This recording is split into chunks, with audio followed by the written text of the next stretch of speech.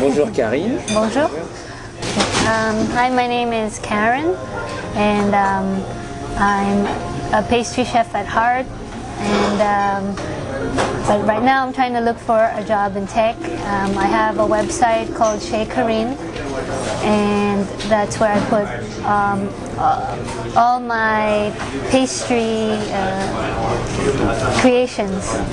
Quelles sont justement ces pâtisseries que tu as créées? Qu'est-ce qu'on peut trouver sur ton site web? I have pictures of my macarons, French macarons, and some fruit tarts, some cream puffs, like strawberry cream puffs, mousse cakes, like Charlotte.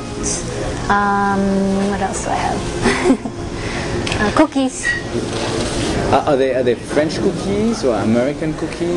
French cookies, sablé chocolat, and the macarons, they're sort of like cookies. So where did you learn to do all that? I went to France, a school called Le Cordon Bleu in Paris, and after that I had an internship for Pierre Hermé in Paris also. So who is Pierre Hermé? I think he's the best pastry chef in the world. He used to head Fauchon and La Durée, and I think he paved the way for like really good tasting pastry with a lot of different textures and a lot of different components. So how long did you stay at the Cordon Bleu? I was there 3 different times. Like, I took the basic course in 1999, intermediate in, actually the basic course in 97, intermediate in 99, and then I finished the superior pastry course in 2003. So I was there maybe a total of half a year. And every time, how long those courses last? I took the intensive for some of the courses, so the intensive would be 5 weeks instead of 10 weeks. So the actual course would take you 10 weeks, but you can take intensive courses for like 5 weeks. And then you go into internships. When you get your diploma, you have a chance to choose where you want to work for like 3 months. How did you have the idea of actually going to Le Cordon Bleu? What made you decide to do that? To go to Cordon Bleu. I really love to cook since high school. I would bake cookies and bring them for my friends. And the Cordon Bleu is one of the schools that is very popular in the international community. So in the Philippines, it's the school that we hear of. And I've always wanted to go to Paris. And so I decided to go to Cordon Bleu. Was it difficult to go to the Cordon Bleu to find how to register and then to live in Paris?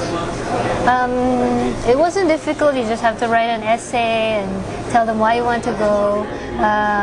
To live in Paris, for me that was easy at that time because I had a friend who wanted to come with me, and she looked for an apartment that was right across from the school.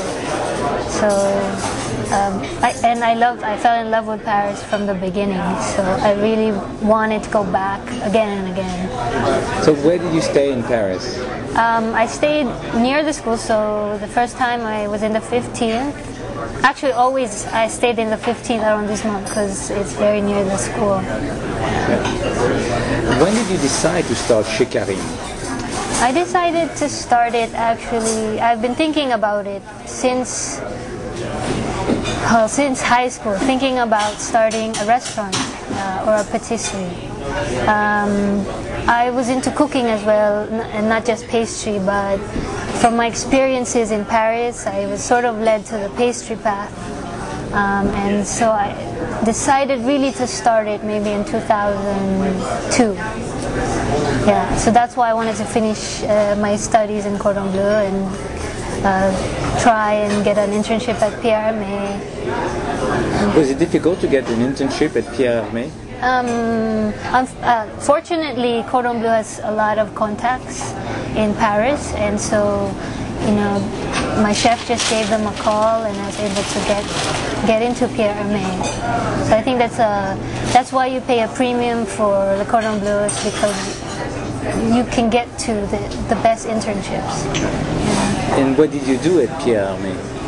I spent maybe 2 out of the 3 months making macarons, from making the filling to assembling it, and pretty much 7 hours a day just making macarons. So how would you compare your macaron with Pierre Hermé's macaron? I think it's pretty close. So you started Chez Karine in 2005. You started out of home first, and tell us the story after that. So I started selling from home, just to friends and family, and I also at the same time was looking for a location, maybe in San Francisco or Palo Alto, because I wanted to sell more high-end French pastries, and I think the market for that, will be in Palo Alto or San Francisco. Although I really had a lot of trouble because the rents were maybe 3 times more than what I thought they would be, or what I thought my business could handle. So, was the rent the only prohibitive factor that sort of prevents you to open a patisserie today? It's one of the factors. Another factor is I found it was more like a lifestyle decision. Right now I feel that I can't do it by myself. Like when I did everything by myself, I get stressed, and the enjoyment of baking and making all the pastry was a little bit diminished by the stress and being tired from all the work that it entailed. So I wasn't sure if it was really worth it for me to pursue. So you were saying that there is a market for high-end patisserie. Have you seen any other high-end patisserie here in the San Francisco Bay Area? I think the way Pierre Hermé does it, I'm still trying to look for a place like that. Although there's one that opened up in Los Altos called Satura, and they're making Japanese French pastries, and I was pretty impressed with what they have. There's also Fleur de Cacao in Los Gatos, and in the city there's a bakery that I really like. It's not high-end. Tartine Bakery is doing really good stuff, although it's more rustic. So you were considering doing a local version of Pierre Hermé, of what Pierre Hermé does in Paris. What's so special about what he does in Paris? It's just he works with all the best ingredients. He tries to really look for like the best honey, the best butter, and he also tries to mix different flavors that you wouldn't even think of that would taste good, but at the end of the day I just am blown away by it. And working there, I really appreciate what he does, because I get to taste, and I just can't, I can't imagine how he had the creativity to do all that, and it actually tastes really good. So.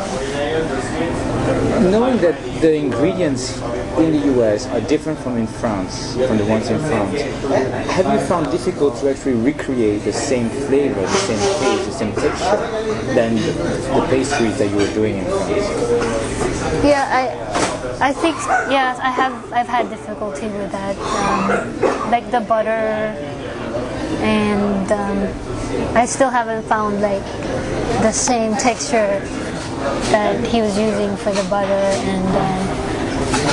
but it comes close. I think I can find it, but I still have to look harder. Yeah. Well, we wish you all the best, Karine. Thank you.